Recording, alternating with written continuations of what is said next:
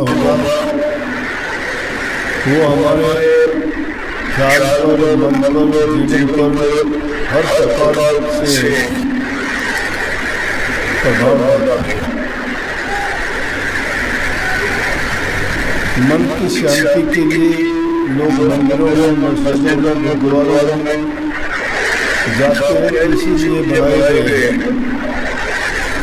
कि यूँ तो हमें रोजाना घर में रहते हुए घरेलू संसारी बातों में, संसारी कामों में इतने व्यस्त हो जाते हैं कि शायद जो काम हमें सबसे प्रमुख रूप से करना चाहिए अर्थात भक्ति का टाइम निकालना चाहिए, नहीं निकाल पाते। तो उसके लिए इसलिए बनाया गया था कि एक दूसरे को एकत्रित होके कि जब भी समय मिले तो वहाँ जाके वहाँ के वातावरण में विचारों को सुनना, एक दूसरे से आदान प्रदान करना,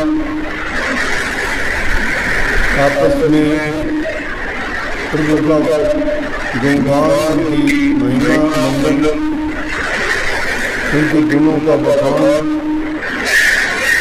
और अपने जीवन में आने वाली भक्ति के रास्ते में बाधाएं हैं उनके बारे में एक दूसरे से बातचीत करने का समाधान निकालना होता है। ये जरूरी नहीं है कि आप बैठे गानों का पाठ कर लिया, बैठ के सुन लिया, बाजा बाजा सब मिलने का करना है। ये गाना बजाना भी एक सिर्फ कानों तक और मन को प्रभावित करने वाली चीज है, परंतु अच्छे और शुद्ध विचार सुनते सुनते करते करते हमारा ये ख्याल रखता है कि हमें भी अच्छा करना चाहिए।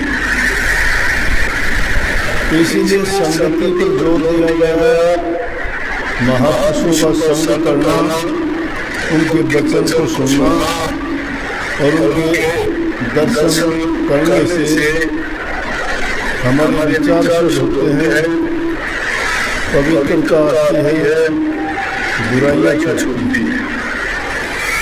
लेकिन वो छूटती कब है जब हम उनको अपनाने के लिए तैयार होते हैं। जब तक हमारे दिल में छिपा हुआ धर्म है, निकटता नहीं है, उसको अज्ञान कहो, धर्म कहो, पाप कर्म कहो, वो हमें अच्छे रास्ते की तरफ बढ़ने से रोकता है, नहीं जाने देता। क्यों नहीं जाने देता? जब हम वहाँ जाने के लिए कोशिश करते हैं तो वो कोई ना कोई बात आंसर कर देता है, जिसके कारण हम उस रास्ते से भटक जाते हैं। और उसके लिए एक चीज नहीं है, कुछ चीज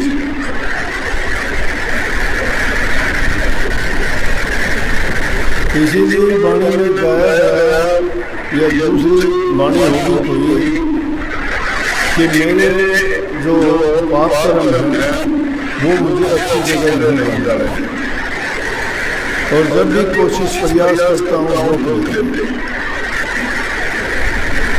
तो सबसे प्रथम बात है कि इंसान अपने जीवन को अच्छा, सच्चा, सदाचारी और चरित्रवान बनाए। जिस इंसान का चरित्र नहीं होता ना, कुछ नहीं कर पाता। वो उस बेल की भांति होता है जो किसी सहारे को पकड़ के बेल ऊपर चढ़ती है, लेकिन सहारा अगर छूट जाता है तो धड़ा नीचे गिर जाएगी। इसलिए आदमी को स्वावलंबी बनने के लिए अपने आप को अच्छा और पवित्र बनाए, शुद्ध विचार रखें, मानसिक शक्ति बढ़ती है उसकी। और जिस इंसान के विचार गिर जाते हैं तो लाख कोशिश करो उठाने वाला कोई नहीं। आत्म बल तब आएगा अपने जब आपका चरित्र है, आप सदाचारी हो, आप अच्छे गुणवान हो, आपको संस्कार अच्छे मिले हो, अपने माँ बाप से, अपने गुरुजनों से, अपने समुदाय से, अपने समाज से। जो इंसान जैसे समाज में रहता है, जैसे इंसानों का संग करता है, वैसे ही उसके विचार अपने आप जरूर अपने आप बदल जाएंगे। अगर गौर करोगे, आम दुनियादारी काम से घरों में रहते हुए व्यापारी का बच्चा व्यापार सीख जाता है, जमींदार का बच्चा किसानी सीख जाता है, पंडित का बच्चा पंडिताई करना सीख जाता है, राजनीतिक के बच्चे राजनीति करना सीख जाते हैं। उनको कोई सिखाता नहीं है, देखते देखते संग करते करते बिना उसका उद्देश्य बनाए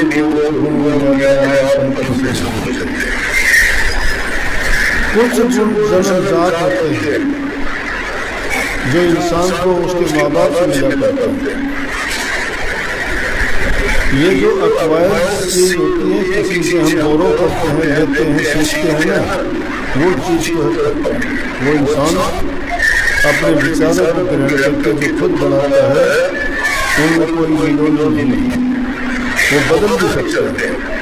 एक बुरा इंसान अच्छा बन जाएगा क्योंकि मान लिया पहले किसी को शराब पीने की लत है, चोरी करने की है, महात्माओं का संग किया तो थे डॉक्टर थे, वो बड़े बड़े संत महात्मा बन गए। शराब पीने वाले को छोड़ के अपने जीवन को ऐसा पवित्र बना देते हैं, उसको देखते ही। लेकिन जो जबरदस्त गुण होता है वो उसको अपने माँ बाप से जो मिला होता है ना, वो प्रकट हो जाता है। भक्ति का रंग जिसका नाम होगा तो रंग को चढ़ाया जाता है, रंग को रंगा जाता है, मतलब वो उसमें है नहीं, वो रंग उसमें नहीं है, ऊपर से चढ़ा दिया। लेकिन वो रंग चढ़ाने से भी बदरंग बन जाता है, परंतु रंग बुझ जाएगा तो बदरंग प्रकट हो जाएगा। इसलिए अवगुण इंसान के प्रकट हो जाते हैं, चाहे वो भक्ति के रास्ते में जो चलने वाले लोग आज नहीं, जब से संसार की रचना हुई उसी समय से सबसे महिमा ज्यादा गुरु की महिमा गाई। गुरु अब गुरु की महिमा क्या गाई? भक्ति का जो सारा ताना बाना गुरु के लिए ढूंढता है, गुरु पर यकीन, गुरु से प्यार, गुरु दर्शन, गुरु के वचन की पालना, गुरु की सेवा, गुरु से बताई बातों से साधना करना। जब इन चीजों का हम पालन करते हैं तो हमारा जीवन अपने आप सत्य का चला जाता है, और नहीं तो कबीर साहब ने बात कही, गुरु माथे से उतरे सबद होना हो ताकि पान बचा न सके। गुरु है क्या? गुरु नियमों का वो दायरा है कि किसी बात मारे जाओगे, वो लक्ष्मण बैठा है आपका बच्चा। गुरु आपको आपके जीवन को संवारने की बात करता है, गुरु का सवाल नहीं है। लोग सोच लेते हैं गुरु का सवाल है, कोई कहता है मैंने तेरा नाम छोड़ दिया क्योंकि उसके पागल नहीं छोड़ दिया। न गुरु पूरा नहीं गया, गुरु ने पूरा तेरा बता दिया, मगर अपनी कमी को छिपाने के लिए गुरु के दोष बनते हैं। जिस दर्जे का गुरु होगा वो तुम्हें देगा, गुरु तो होगा। अगर पाखंड तेरे वो गुरु नहीं है, बाणा बदलने से गुरु नहीं बन जाता है। कितने लोग फिरते हैं बाणा पहले शेरकार चले बोली बोले शायद शेर की खान पर कोई शेर थोड़ा बन जाता है, उसकी बोली बता देगी। शेर की धाड़ होती है, भेड़ में मार जाएगी। इसलिए गुरु के पास जाओ तो किसी संसारी चीजों के लिए नहीं। अरे संसारी चीज तो अपने आप आपकी चीज जाएंगे, तुम्हारे पास आना तुम्हारा रास्ता सही है। कोई निर्भाग आदमी ऐसा होगा जो ये कहेगा कि मेरा गुरु के पास जाने में, सत्संग में जाने से मेरा नुकसान हो। जिन लोगों ने सत्संग अपनाया, भक्ति के रास्ते पर चले, देखो सारी बुराई छूटी। सत्संग सिखाता है कि समय पर अपने सारे कार्य कीजिए। सबसे पहला काम है पेट पूजा। पहले काम करो, काम किए बिना किसी का काम नहीं चल सकता। किसी के कर्जदार मत बनो, अपना कमा के खाओ। अगर किसी से लेके खाते हो कर्जदार मत हो, कर्जा देना पड़ेगा। इसका नियम है संसार का, जो जिससे लेता है उसको देना पड़ेगा। लेखा पाई पाई का राग नहीं पाई का। आज किसी से लेते हो, चाहे तुम मांग के लेते हो, चाहे तुम धोखे से लेते हो, चाहे झूठ बोल के लेते हो, उस चीज की आप कर्जदार बन चुके हो। और वो कर्जा आपके सिर पर आज निकल को देना पड़ेगा। नियम बड़ा अटल है, पक्का है, हमें उस चीज का ज्ञान नहीं है। हमारे शास्त्रों में महापुरुषों ने जिस चीज का अनुभव किया जो तत्कालदर्शी हुए, उन्होंने बात स्पष्ट रूप से कही कि कर्जा जिसका भी होगा चुकाना है। यहाँ दुनियादारी में अगर किसी से ले लेते हो और लेके मुकर जाते हो, मुकर जाओ, कोई बात नहीं देना पड़ेगा।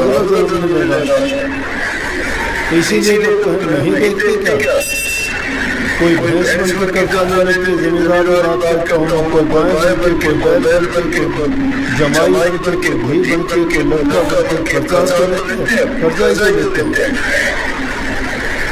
अरे बेटा बेटी है, माँ बाप से व्यवहार करते हैं, इसको लोग जैसा आदमी ईमानदारी से चाहिए काम करता है, चलाता फिराता है, भैंस धोखा दे जाता है, इतनी बड़ी रकम के लिए क्या क्या खराब गई, कर्जा था उसका चुका दिया। कितने बच्चे से माँ बाप को दुख देते हुए उनका नहीं कर्जा है, प्रारब्ध के कारण हमें ये चोला मिला। इसीलिए इंसान के शरीर को उत्पन्न है। ये बहुत मुश्किल से मिलता है। इसको पाकर भी जो इंसान इसका महत्ता नहीं समझता और जो कोडियों के भाव बर्बाद करता है, वो समझो कि आत्मघाती है वो इंसान, सुसाइड करता है अपनी।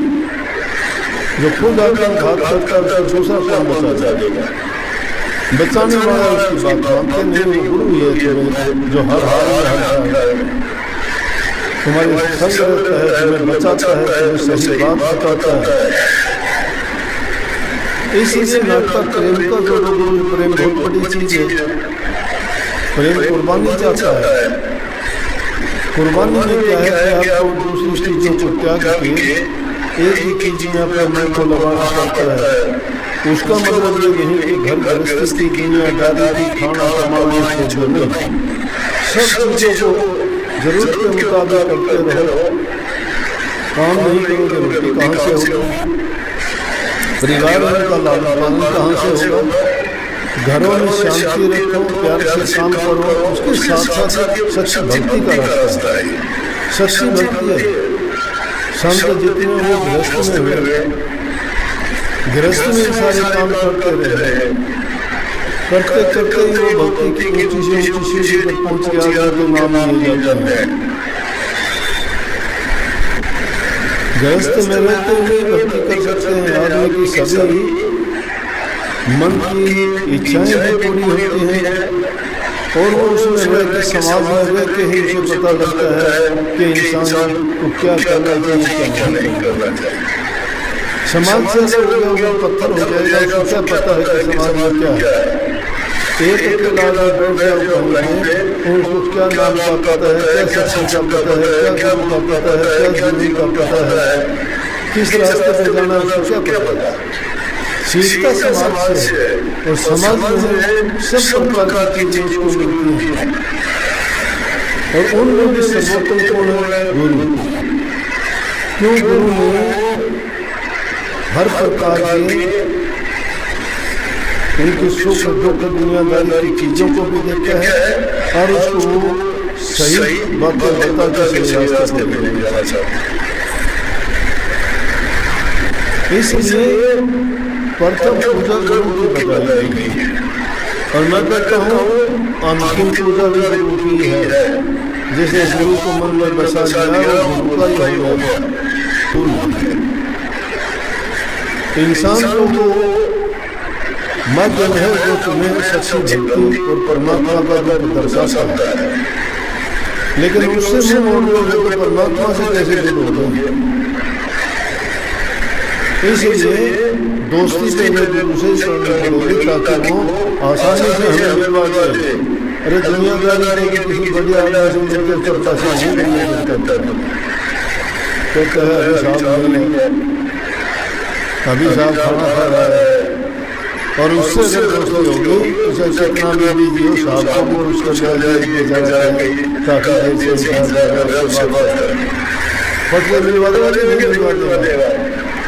तो इसलिए गुरु से तो नाता जोड़ते नहीं, फिर वो कैसे किसको मिलवा देगा भाई? तो इसलिए गुरु की महिमा गाई गई है। जगह जगह जितनी महिमा की कही गई वो भक्ति का सबसे आसान तरीका समझो में इस युग में बताया है।